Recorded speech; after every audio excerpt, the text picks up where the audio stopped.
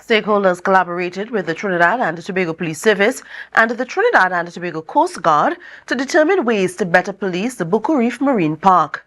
Despite published rules and regulations for operations of the park, authorities have found they are being frequently flaunted. For more details, here's the report from Kandace Jackson.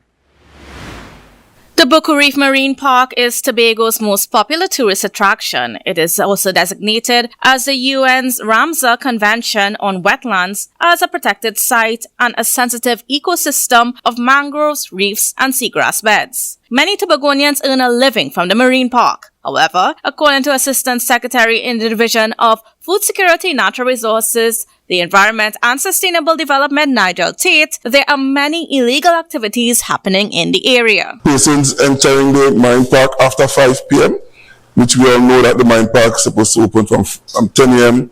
to 5 p.m. We are experiencing consumption of alcohol. We are now experiencing illegal drugs. Let me use it like that. Illegal drugs.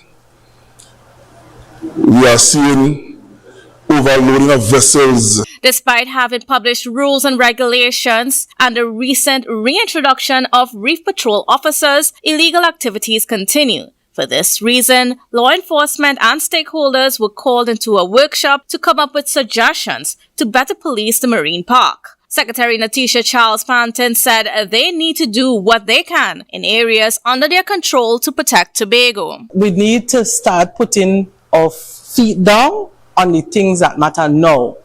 Otherwise, we wouldn't have the Tobago. We wouldn't be protecting the Tobago that we so love for ourselves and our future generation. Charles-Panton noted that the culture in Tobago is quickly changing and the young people no longer have the respect for authority that they once had. She said this is why rules and regulations are being blatantly ignored. Because it's okay for them to talk to you and roll the weed in their hand.